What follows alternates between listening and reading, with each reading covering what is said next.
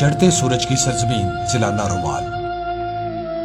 وطن عزیز کے 5 دریاؤں کی دھرتی پنجاب کے 36 اضلاع میں انتہائی شمال مشرقی گوشے میں ریاست جموں کشمیر کے سرسبز پہاڑوں کے ساتھ واقع ہے۔ ہندوستان میں افغان بادشاہوں کے عہد سلطنت کے وقت ریاست جموں کشمیر کولو نامی راجا کے زیر نگرانی تھی۔ کولو راجا کے 3 بیٹے تھے جن کے نام پارو، تارو اور نارو تھے۔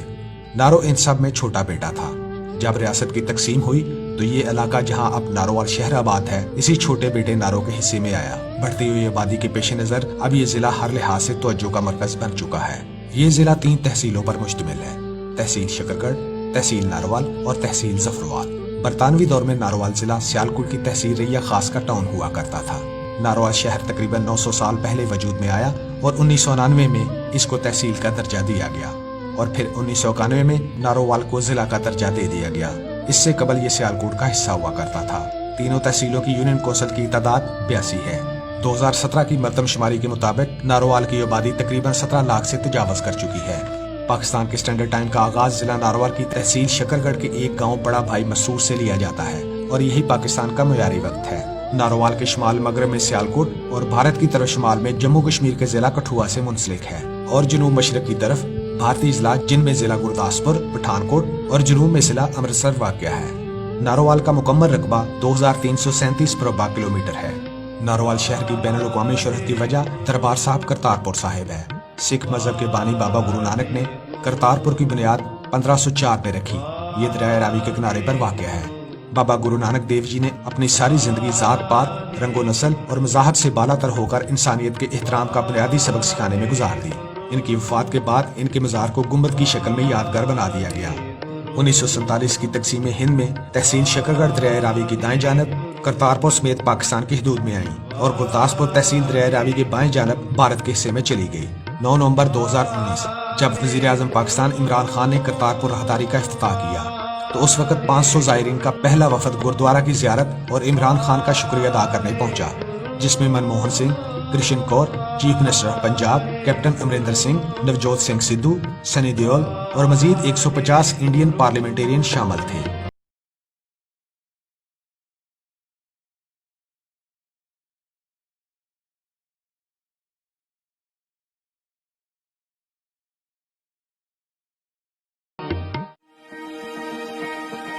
ماڈل ریلوے اسٹیشن نارووال سابق وفاقی وزیر داخلہ پروفیسر احسن اقبال کی کوششوں سے تعمیر کیا گیا اور مسلم لیگ نون کے دور حکومت میں وفاقی وزیر ریلوے خواجہ سعد رفیق نے اس نئی عمارت کا افتتاح کیا۔ نارووال ریلوے اسٹیشن کی پرانی عمارت کو گرا کر نئی عمارت تعمیر کی گئی جو کہ اسلامی فن تعمیر کو ظاہر کرتی ہے۔ اس شاندار نئی عمارت کو 539 ملین روپے کی لاگت سے تعمیر کیا گیا ہے۔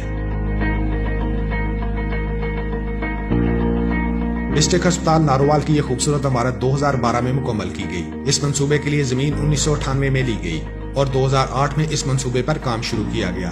اس وقت DHQ ہسپتال علاقہ کے بہترین ہسپتالوں میں شامل ہے جہاں دور دراز اور قرب و جوار سے ہزاروں مریض علاج معالجہ کی غرض سے یہاں آتے ہیں۔ یہ منصوبہ 46 ایکڑ رقبہ پر محیط ہے۔ اسپورٹ سٹی کا یہ منصوبہ 2.9 بلین کا تھا۔ اب تک اس پر 2.5 بلین روپے سے زائد خرچ ہو چکے ہیں اور 90% سے زائد کام مکمل ہو چکا ہے۔ اس منصوبہ کو 31 دسمبر 2018 میں مکمل ہونا تھا۔ نارووال اسپورٹ سٹی میں کل 14 کھیلوں کے لیے جن میں کرکٹ، فٹ بال، اسکواش، سوئمنگ پولز، باسکٹ بال وغیرہ کے انٹرنیشنل معیار کے اسٹیڈیم تعمیر کیے گئے ہیں۔ نارووال اسپورٹ سٹی کا افتتاح سابق صدر پاکستان ممنون حسین نے 30 اپریل 2018 میں کیا اور ایک نمائشی میچ بھی کھیلا گیا جس میں ہمارے قومی کھلاڑیوں نے بھی شرکت کی۔ نارووال شہر میں پہلی یونیورسٹی کی ابتدا 2014 میں گجرات یونیورسٹی کے کیمپس سے ہوئی اور بعد میں اس کو یونیورسٹی آف نارووال کا نام دے دیا گیا۔ اب یہ نارووال شہر کے نام سے منسوب ہے۔ یونیورسٹی آف نارووال کے موجودہ vice chancellor professor doctor Tariq Mahmood ہیں۔ پروفیسر ڈاکٹر طارق محمود نے یونیورسٹی آف نارووال کے پہلے وائس چانسلر کی حیثیت سے جولائی 2019 میں اپنا چارج سنبھالا۔ پروفیسر ڈاکٹر طارق محمود اس سے قبل ہائر ایجوکیشن کمیشن میں ریسرچ اینڈ ڈیولپمنٹ کے ڈائریکٹر تھے۔ وہ OIC میں سائنس کے ڈائریکٹر کی حیثیت سے بھی اپنی خدمات سر انجام دے چکے ہیں۔ انہوں نے یونیورسٹی آف نارووال میں کئی نئے اور جدید شعبہ جات متعارف کروائے، MPhil پروگرامز کا آغاز کیا، ریسرچ کلچر کو فروغ دیا اور یونیورسٹی کو ایک نئی سمت کی طرف گامزن کیا۔ اسی کے ساتھ ساتھ university of engineering and technology کا سب کیمپس نارووال بھی اپنی خوبصورت عمارت اور بہترین ماحول کے ساتھ کئی اہم شعبہ جات میں تعلیمی خدمات فراہم کر رہا ہے۔ University of veterinary and animal sciences کا ایک کیمپس نارووال میں بھی موجود ہے۔ جو کہ وسیع رقبہ پر محیط ہے اور اینیمل سائنسز کے مختلف شعبہ جات میں معیاری تعلیم فراہم کر رہا ہے۔ ضلع نارووال کی ایک خاص پہچان اس کی بہترین شرح خواندگی ہے، جس میں تحصیل شکرگڑھ اور ظفروال کا خطہ اپنی خاص شہرت رکھتا ہے۔ نارووال شہر کی اہم شاہراہوں پر سکولز اور کالجز کی ایک بڑی تعداد اس کے علمی ماحول کی عکاس ہے۔ فیض احمد فیض 13 فروری 1911 میں ضلع نارووال کے گاؤں کالا قادر میں پیدا ہوئے۔ بعد ازاں اس گاؤں کا نام بدل کر فیض نگر رکھ دیا گیا اور نارووال پارک کو بھی فیض احمد فیض کے نام سے منسوب کر دیا گیا۔ فیض احمد فیض اردو زبان کے مشہور ادیبوں میں سے تھے، انقلابی شاعر اور مصنف تھے۔ فیض احمد فیض نے 20 نومبر 1984 کو لاہور میں وفات پائی۔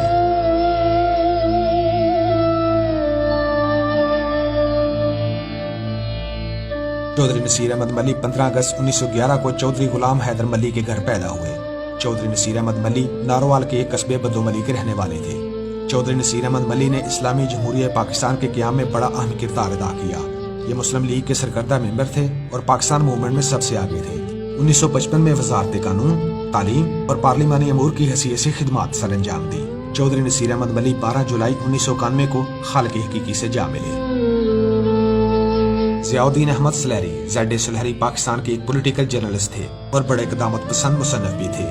زیڈ سلیری پاکستان میں پرنٹ جرنلزم کے علم بردار بھی مانے جاتے ہیں۔ زیڈ سلیری تحصیل ظفروال کے دیالی گاؤں میں پیدا ہوئے۔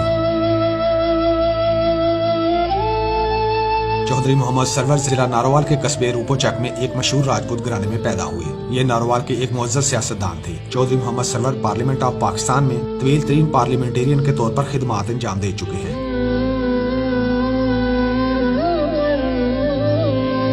پروفیسر احسن اقبال، ان کا تعلق مسلم لیگ نون سے ہے اور یہ اپنے سیاسی کیریئر میں مختلف عہدوں پر کام کر چکے ہیں۔ احسن اقبال ڈپٹی چیئرمین منصوبہ بندی کمیشن، وفاقی وزیر اقلیتی امور اور وزیر تعلیم کی حیثیت سے خدمات انجام دے چکے ہیں۔ احسن اقبال نے پاکستان مسلم لیگ نون کے آخری دور حکومت میں وزیر داخلہ کے فرائض بھی انجام دیے۔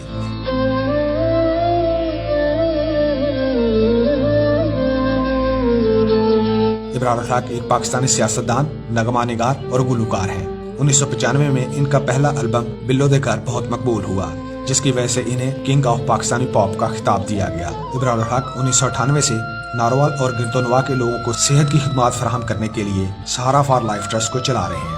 یہ اس کے بانی اور چیئرمین ہیں۔ اب موجودہ حکومت کی جانب سے پاکستان ریڈ کریسنٹ سوسائٹی کا چیئرمین مقرر کیا گیا ہے۔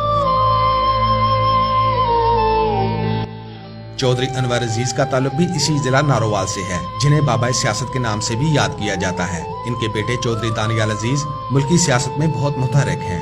معروف ایٹمی سائنسدان ڈاکٹر نعمت علی جوید اور معروف قانون دان ایس ایم ظفر بھی اسی ضلع کے باسی ہیں، جن کی خدمات کسی تعارف کی محتاج نہیں۔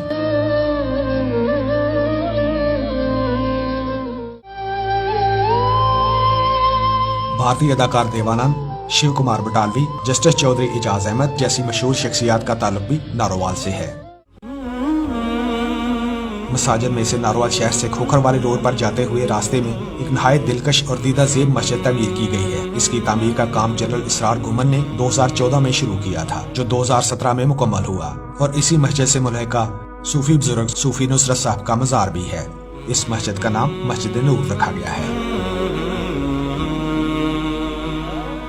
عظیم روحانی شخصیت حضرت پیر سید جماعت علی شاہ لاسانی کا دربار بھی اسی ضلع میں علی پور سیدہ شریف میں موجود ہے۔ پیر سید جماعت علی شاہ کا شمار پاکستان کے عظیم صوفیاء میں ہوتا ہے۔ ان کے ساتھ عقیدت اور محبت رکھنے والے لوگ نہ صرف پاکستان بلکہ دنیا کے کئی ممالک میں موجود ہیں۔ پیر سید جماعت علی شاہ نے تحریک پاکستان کے لیے اہم کردار ادا کیا۔ قیام پاکستان کے لیے ان کی گئی کوششوں کو کسی صورت بھی نظر انداز نہیں کیا جا سکتا۔ سید محمد ہاشم شاہ۔ ہاشم شاہ ایک پنجابی مصنف اور صوفی شاعر تھے، جنہوں نے سسی پنو کی کہانی کو بڑے احسن انداز میں اپنی شاعری کا موضوع بنایا، اور یہی شاعری آپ کی وجہ شہرت بن گئی۔ ان کے خاندان نے مدینہ سے ہجرت کی اور پاک و ہند کے صوبہ پنجاب کے علاقے تھرپال میں آ کر رہائش اختیار کی۔ انہوں نے 3 کہانیوں کو اپنی شاعری کا اہم ترین موضوع بنایا ہے، جس میں سسی پنو، سوہنی میوات اور شیریں فرحات شامل ہیں۔ سید محمد ہاشم شاہ کا تعلق بھی نارووال سے تھا۔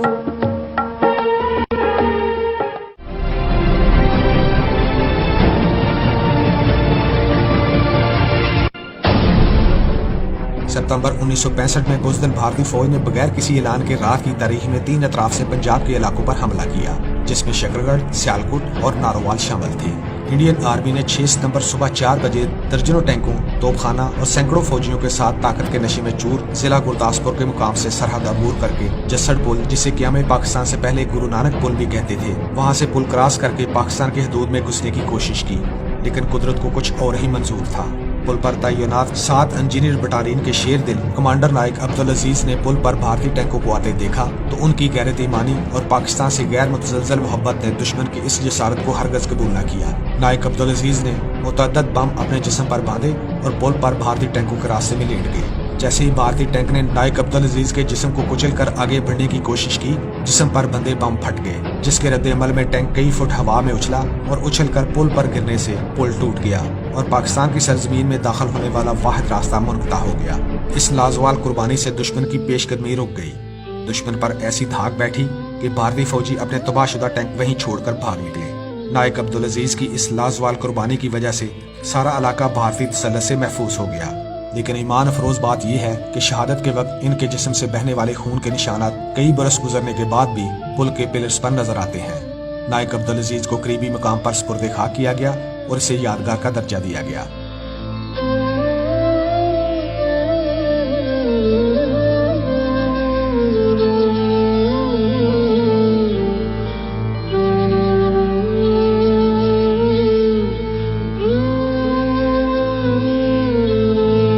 सवार मोहम्मद सैन को ये एजाज हासिल हुआ कि वो पाकिस्तान के सबसे बड़े फौजी एजाज निशान हैदर पाने वाले पहले सिपाही हैं।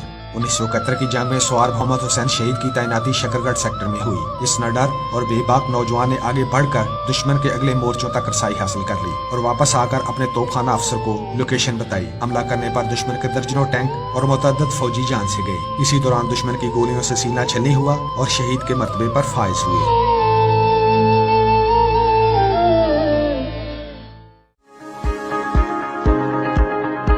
हम कल्चर की बात करें तो पाकिस्तान का कल्चर एक ही है, लेकिन कुछ रवायात और रसूमात ऐसी हैं जो सूबों और इलाकों की पहचान है। इसी तरह जिला नारोवाल की कुछ दिलचस्प रवायात हैं जो काबिल दीद और माजी का वर्सा है, जिनको संभालना और साथ लेकर चलना जिला नारोवाल और इसकी तहसीलों से देखने को मिलता है। यूं तो बहुत सी रवायत हैं, लेकिन नारोवाल की खास पहचान यहाँ बनने वाली सिरकी है और इसी काम से हजारों खानदानों का रोजगार जुड़ा हुआ है। और जब ये सिरकी तैयार हो जाती है तो सिर्फ नारोवाल में नहीं, ये लाहौर और सिंध के इलाके नवाबशाह और सांगड़ में ज्यादा भेजी जाती है।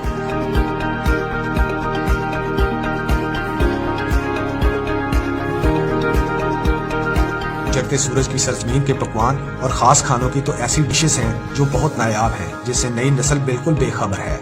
आमला नाड़ी, ये वो खास पकवान है जो आम और इसके रस से बनता है, जिसमें टमाटर, प्याज, लहसुन, सब्ज मिर्च और अदरक डलता है और इसको दूध में पकाया जाता है, जो कि बहुत लजीज होती है। साग ढोडा, ये पकवान नारोवाल में सबसे ज्यादा काबिल सताइश है, क्योंकि यहाँ चावल की फसल ज्यादा काश्त की जाती है। साग सरसों से तैयार किया जाता है और ढोडा चावल के आटे से बनाई हुई रोटी को कहा जाता है, जिसे देसी घी और लस्सी के साथ नहायत शौक से खाया जाता है। शाहू हलवाई का पुगा, इसे स्वीट डिश के तौर पर इस्तेमाल किया जाता है। जिला नारोवाल में सबसे ज्यादा चावल और गंदम की फसल काश्त की जाती है। नारोवाल का चावल बहुत मशहूर है और लोग इसे बहुत पसंद करते हैं और शौक से खाते हैं। इसे सुपर बासमती के नाम से जाना जाता है और नारोवाल सबसे ज्यादा चावल बरामद करने में मशहूर है। अल-मुख्तसर नारोवाल पंजाब का एक बेहतरीन और नामवर खिता है। ये इल्म, अमन और मोहब्बत की बस्ती है जो दिन ब दिन परवान चढ़ रही है। दुआ है कि खुदाए लम यज़ल इस खिते को सलामत रखे और इसे मुल्क पाकिस्तान की तरक्की में अहम किरदार अदा करने में मजीद मौके फराहम करे।